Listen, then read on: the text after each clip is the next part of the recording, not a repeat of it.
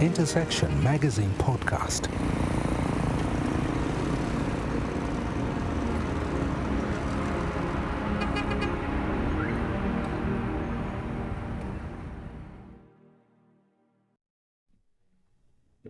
Welcome to Intersection Magazine Podcast.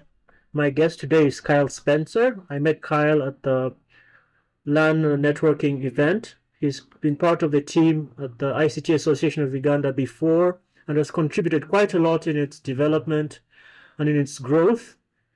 But he also works for the Uganda Internet Packet Exchange Point, and he will talk about a lot of what he does there in length. And I'll let him do that immediately this is done. But I think he's an interesting person to talk to and to gain insights from about what it takes to have the internet costs reduced, what it takes to set up good infrastructure. And also we want to thank the team at Horus in Muyenga for hosting us and giving us the facility for these few minutes where we can exchange these ideas and talk about some of the growth that we expect in this sector and some of the people that are powering this incredible growth to take place. So thank you for listening. Thank you for subscribing. We look forward to collaborating and coordinating future engagements with you. We hope you enjoy this episode.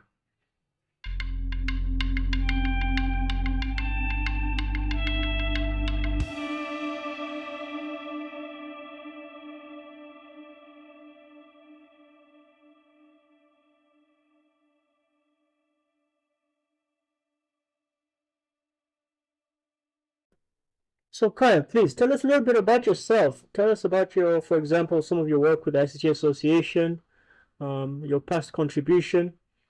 That's where I met you, and that's where I've seen some of your major contributions to the sector.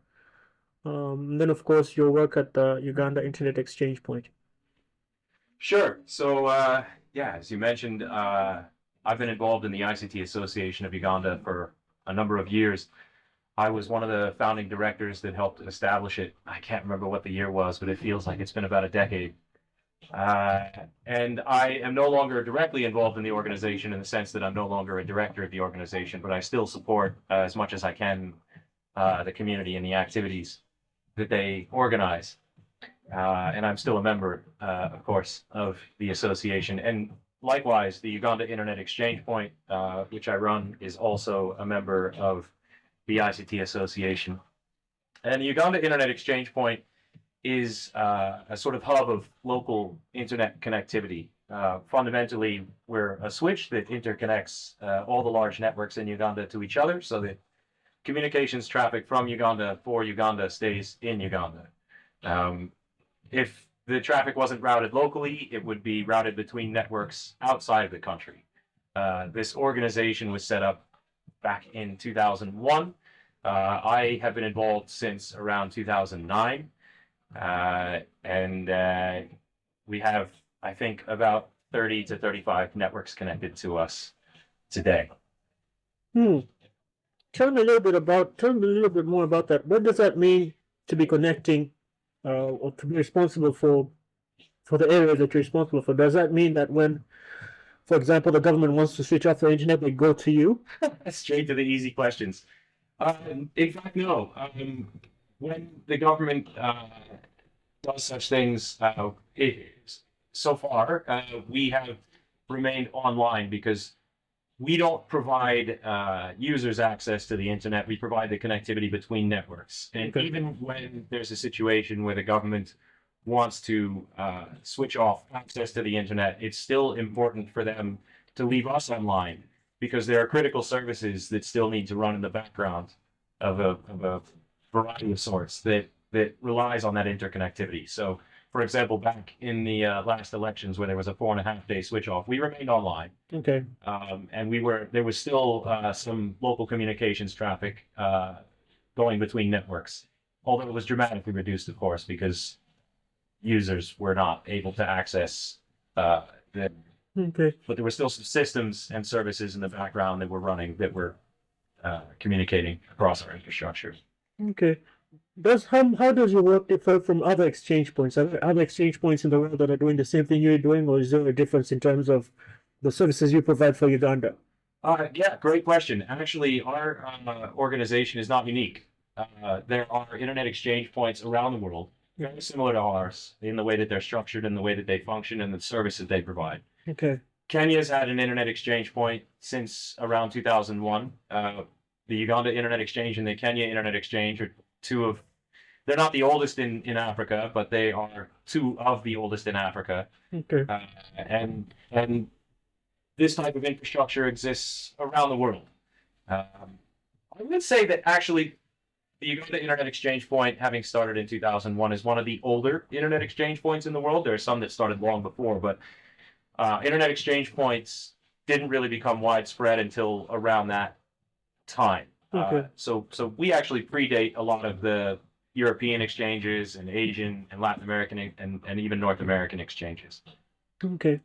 If I made a visit to your offices, what would I find? Is it like a standard equipment, or what do you have like in your offices? We operate what we call facilities. We have let's call it a server room or a small data center in town. Okay. Where that's our original location. And then we also have another facility in Raxio, the carrier neutral data center, which recently launched in Namanvit. Okay. That's a tier 3 carrier neutral facility, and we have expanded our infrastructure into their facility. So we're a tenant in Raxio.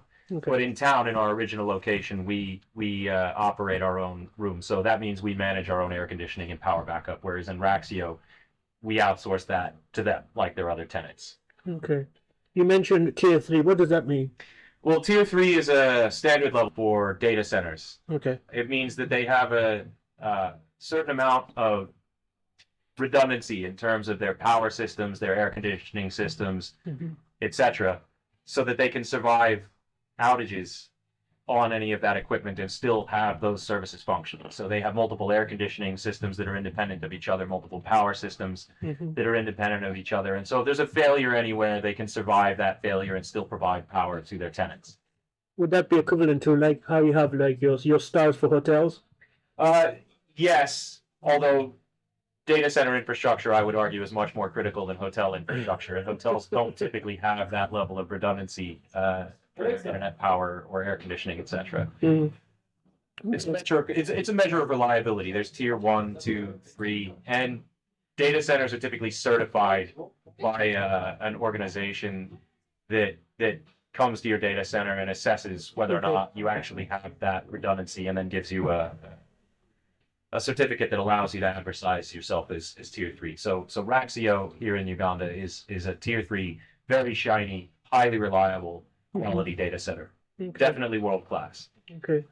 Does that mean like our telcos are not data centers within themselves? Do they have those facilities as well? Yes, that's a good question. So large networks and even small networks will tend to have their own data centers of varying degree. Okay.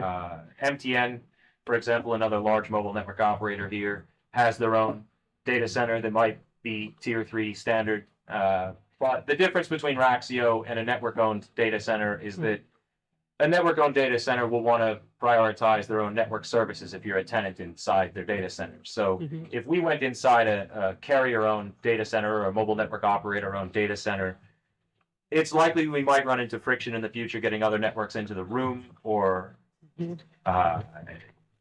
using services from another network for our own purposes. That's not always the case, but Raxio, for example, is not owned by a network. Okay. And so they do not discriminate against any of their customers or in favor of themselves, because they only offer the building. They don't offer network services as well. Okay. So they're ideal for us because we need many different networks to have equal access to us without discrimination, because we're a neutral exchange. We don't favor anybody. Okay. And so that configuration for Raxio is a tier 3 data center. A carrier neutral data center in particular is ideal for us, and that's what Raxio is. Okay. About maybe 8 months ago, I hosted Icolo. I don't know if you've heard of Icolo. Icolo is a carrier neutral tier 3 plus data center. Okay. Yeah. So they're in Nairobi and Mombasa. Yeah. Okay. what would you say is the difference between the two of those in terms of, apart from location, and your preferences as the Uganda Internet Exchange Point? Well, we're in Uganda, and Raxio is what's available to us in Uganda. But other than that, I mean, they're very similar. Right? They provide the same service and function in Uganda and Kenya.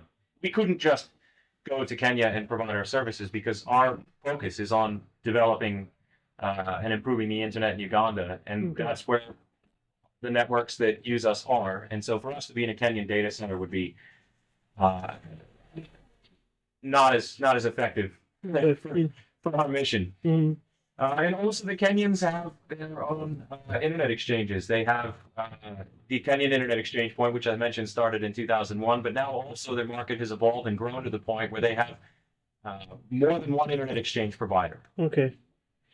Now, in terms of services, I know you probably mentioned this a little bit when you're starting.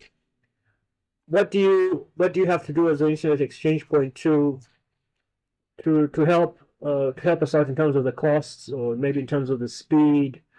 And maybe you can also mention a little bit about people like Musk and his services in terms of what they're doing with satellites and the difference between satellite provision and as opposed to cables, undersea cables. Well, let me start with the first question, which is about how what we do helps to bring down the cost of the internet and improve its performance. So to do that, I'll bring you back to 2001, when the internet exchange here was originally set up.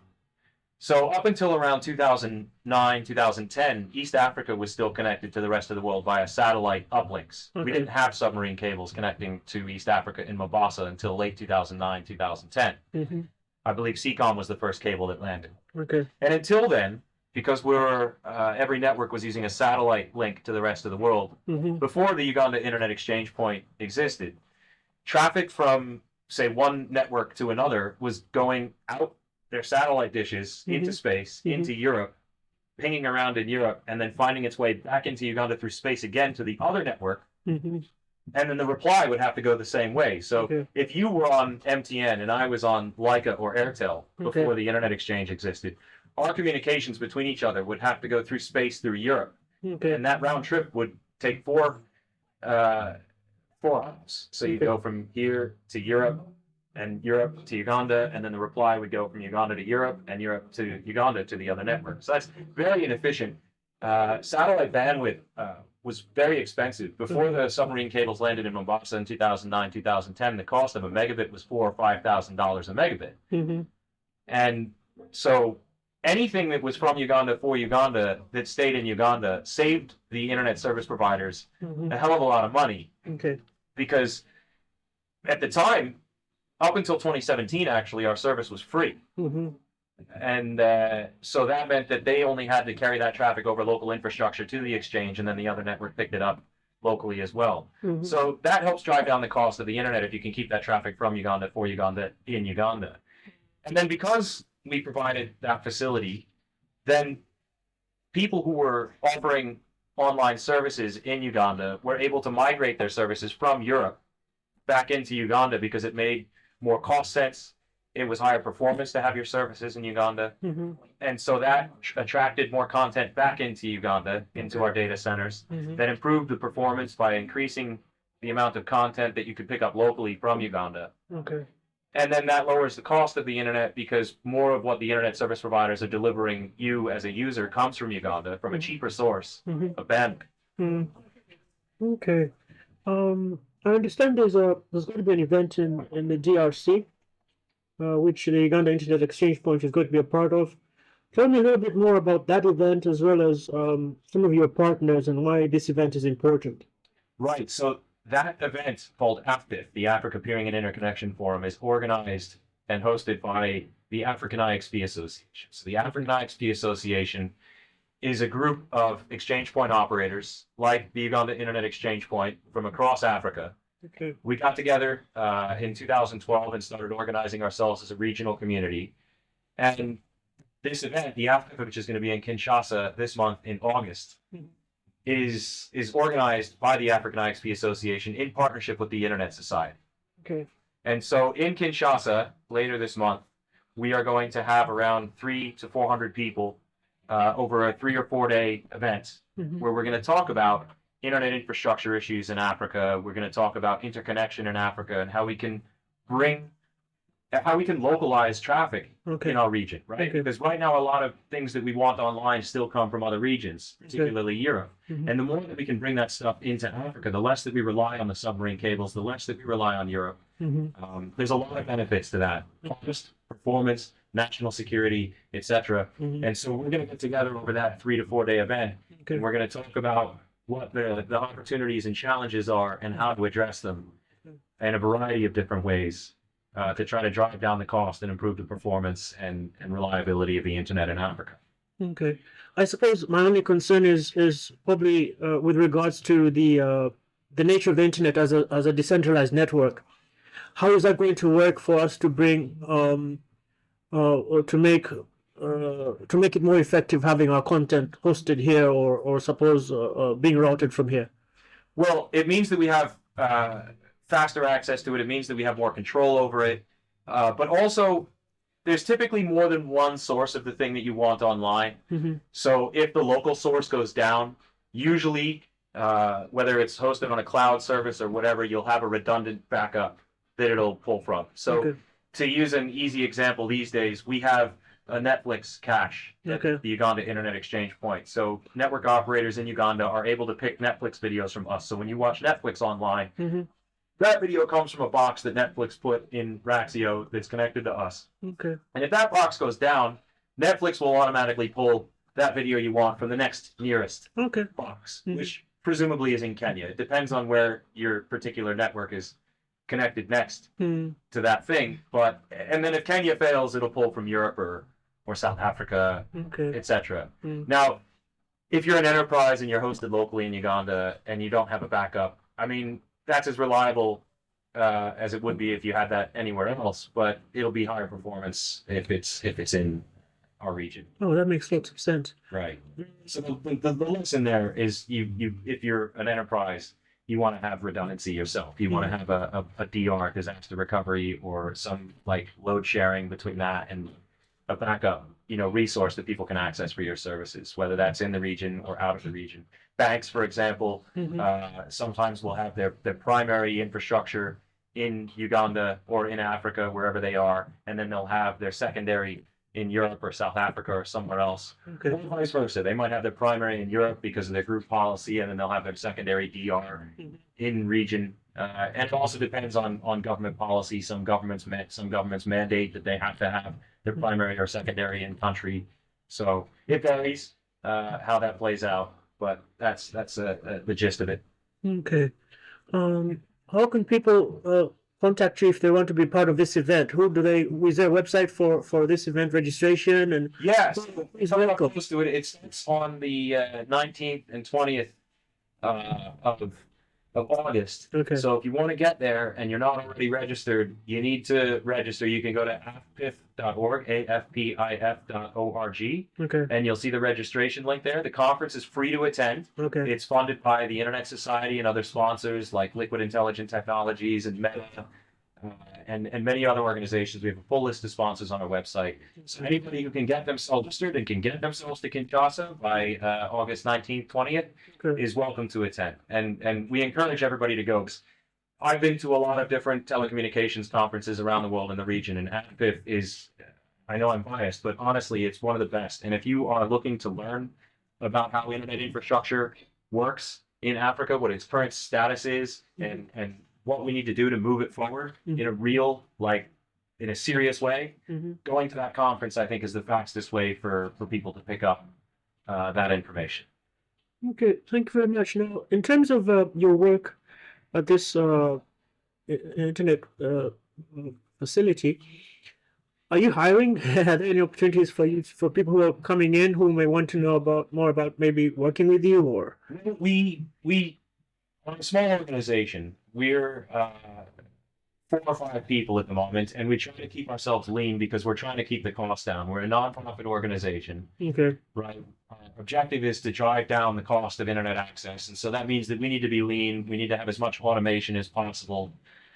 But occasionally we do need people. What we have typically done over the years is we've tried to work with McCarry universities and others to get their advanced networking students to work with us as volunteers.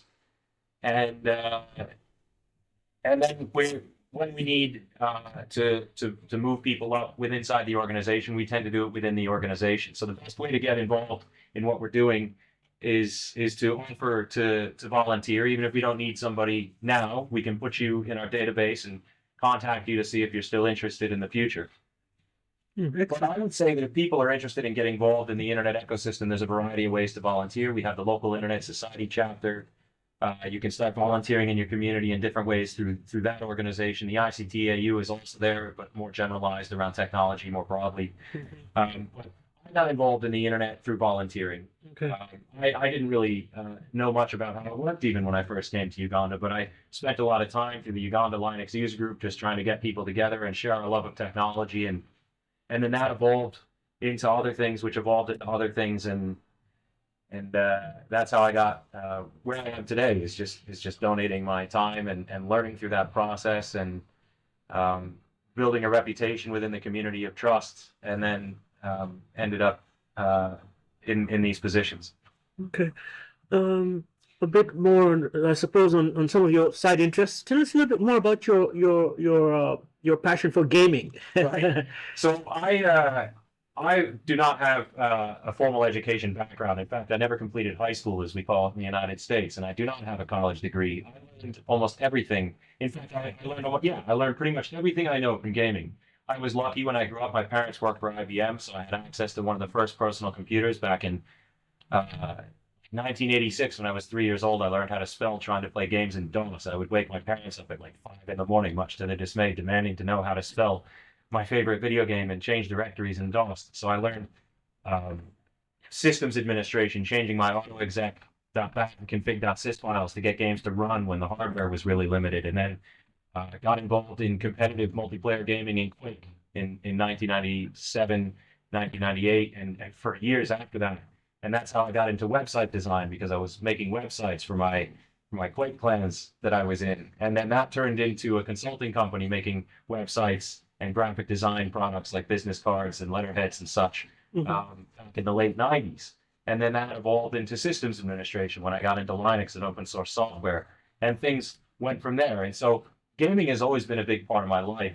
And it's been an invaluable form of informal education. And so I like to not only continue to play games and dedicate my time to it instead of things like movies or whatever else, because I find there's rich narratives and it's a good way to explore philosophical questions and grow my own mind intellectually. But also, I try to promote gaming in the community and support organizations that are promoting gaming, because I believe that it's a great source of informal learning. And I think and I hope that it can benefit other people's lives in the way that it's benefited mine. So we work with Liquid Telecom to host local gaming service here in Uganda. We focus on promoting games that allow people to modify them and make their own levels and their own enemies or characters in the game, and learn how to use these tools that are industry standard for other things like making film. And so a lot of the technology translates, and we try to promote games that allow people to engage with them in that way, instead of just being a passive consumer of a corporate sort of type game. Mm-hmm. Well, thank you very much, Kyle. How can people get in touch? By the way, just a quick shout out to the Gamers Nights community. Mm-hmm. That's what we've been sort of labeling ourselves at here in Uganda for over a decade. Okay. And we've been getting together and having LAN parties and occasionally hosted tournaments. We actually organized Africa's first international gaming tournament in Nairobi at Nikon. We got teams from Rwanda and Uganda and Kenya together to compete for a $1,500 prize, sponsored by ASUS. Liquid Telecom foot the bill for the transport and accommodation. Nice. And so we'd love to do more of that in the future. But the Gamers Nights community is what we call ourselves here in Uganda. And there are others popping up in the region now. Gamers Night, when does that meet? Does that have a regular schedule? These days it's pretty informal. Okay. We haven't gotten together in a little while, but we still maintain ours as a community through WhatsApp groups and Discord and other forums. But when something pops up, we have a website. It's gamersnights.com. Okay. We'll upgrade our website. There's not a lot of recent activity, but when we do something, we'll announce it through Twitter. We'll announce it on our website and our WhatsApp group. And if people are interested, just find me through the UIXP .co.ug contact form and say, hey, I'm interested in gaming, and I'll try to connect you to the local gaming community. Okay, excellent. Thank you so much. You mentioned the how people can find you. What are your handles? Are you on LinkedIn? Yeah, I'm on LinkedIn. You can find me as Kyle Spencer Uganda. I'm on Twitter as Kyleville, Kyleville. It's what I always used to name my SimCity cities, just Okay. Kyleville. I was a terrible mayor, occasionally escorted out of office by my upset citizens. And then online, my competitive gaming handle these days is Chikuba Mutwe. Oh wow! Yeah, Okay. an homage to a neighborhood that I spent a lot of time in over the years and needs some more love. Okay. Thank you very much for coming onto the show and for the podcast and everything, and for the information you've shared. I really love it, man. I'm glad to see you doing the podcast. I love supporting local content creators, so it's an honor to be part of this. All right. Hopefully, talk to you after the event and maybe get more insights into what more you're doing. And hopefully, I can connect with the gamers group as well, because my nephews are into gaming. Right. So would love Yeah, to I mean, connect. kids these days, you can't stop them. They love the Minecraft and the Roblox you and can't everything else. stop them. Yeah.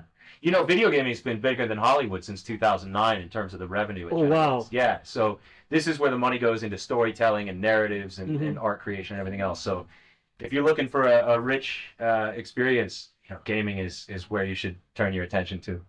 Okay. Thank you very much.